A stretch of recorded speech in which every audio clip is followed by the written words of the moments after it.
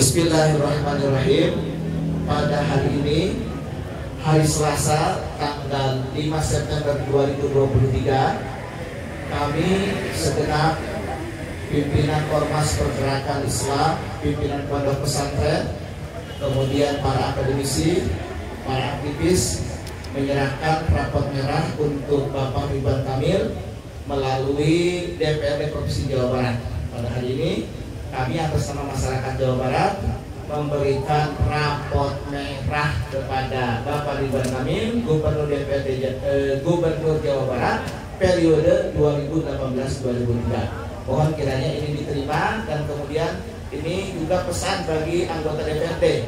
Meskipun Pak Ridwan Kamil sudah tidak menjabat, kita bisa terus bersinergi untuk membatalkan pembangunan patung Soekarno di Jawa Barat dimanapun. Allahu Akbar.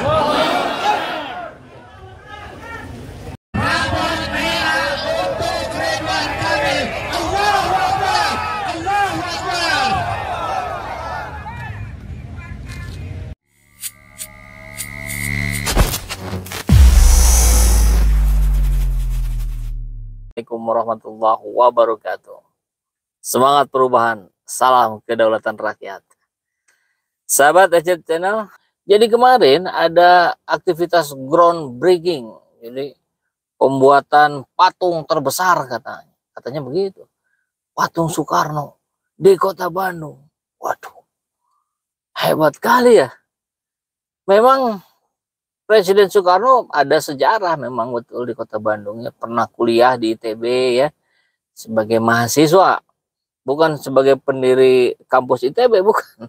Karena ada juga yang bilang pendiri ITB. Yang benar adalah dia sebagai mahasiswa di ITB. Tiba-tiba tanpa ada angin, tanpa hujan, mau bikin patung terbesar, maksudnya apa? Nah, tentu kita jadi bertanya-tanya dong, tahun politik loh ini. Ini tidak mungkin ada sesuatu yang tidak berhubungan dengan politik. Apalagi dilakukan oleh salah satu yang masuk radar cawapres hari ini. Kan begitu, Ridwan Kamil.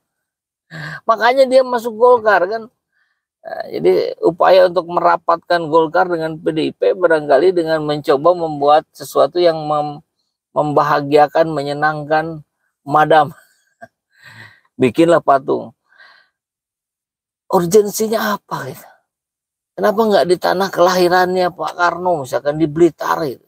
Walaupun betul Presiden Soekarno pernah singgah di Bandung, pernah diasingkan di Bandung, gitu ya. Bahkan pernah menikah dengan Ibu Inggit, istri kedua Pak Karno tempo hari, usianya cukup jauh ya, beda 11 atau 15 tahun. Malaikat tidak akan turun membawa rahmat kalau ada patung. Nah itu juga betul, bagus. Makanya orang Bandung sih saya yakin menolak itu. Saya salah satunya menolak tuh patung-patung begitu, buat apa sih lah. Nanti rahmat Allah terhalang itu orang patung-patung yang begitu. Tapi ya sudahlah, terkait dari itu semua, ya biarin aja kenapa lo sewot. Ya karena kami muslim, kami punya keyakinan bahwa patung-patung itu walaupun bukan untuk dipakai sebagai sesembahan, tetap saja itu menghalangi rahmat. Makanya sebetulnya kalau di Bandung hampir nggak ada ya patung-patungnya. Buzzer kepanasan. Oh ada buzzer ya? Yang mana buzzer? Baru mulai buzzer sudah masuk. Nah, kita mendapat catatan menarik nih dari guru saya ya, Pak Rizal Fadilah. Kita coba simak nih. Tiba-tiba muncul kegiatan groundbreaking pembuatan patung Soekarno tertinggi di Indonesia. Jadi tertinggi. Oh ini orang Bandung nggak setuju nih. Rek nurutan korut. Konon 22,3 meter. Waduh. 22,3 meter. Setinggi apa ya? Setinggi pohon. Pohon apa itu yang 22 meter? Lokasi disebut Plaza Bung Karno di Taman Saparua. Nah ini juga menarik. Kenapa? Ininya di Saparua. Ini coba ya, kita mau liatin dulu. Ini desain, mungkin desain yang dibuat oleh Bulan Kamil nih. Nah, ya. Oke, nah kelihatan ya. Nah itu kan gedung, kalau yang suka ke Bandung tuh kelihatan lah itu gedung Saparua. Saya kaget dan jujur kurang setuju. Kalau saya sangat tidak setuju. Mana tadi Saparua? Tanahnya milik siapa di sana? Kata Ridwan Kamil itu tanah Pemprov Jawa Barat. Mengapa bisa dibangun oleh yayasan? Yayasan Putra Nasional Indonesia. Katanya punya Pemkot ya, tapi dibangunnya oleh yayasan. Waduh, jangan-jangan ini proyek lagi nih. Proyek lagi, cuan lagi nih. Biasanya begitu ya. Kacau. Bukan kita tidak menghargai perjuangan Bung Karno, tapi dengan banyak atau marak patung Soekarno menimbulkan kesan terjadi kultus individu.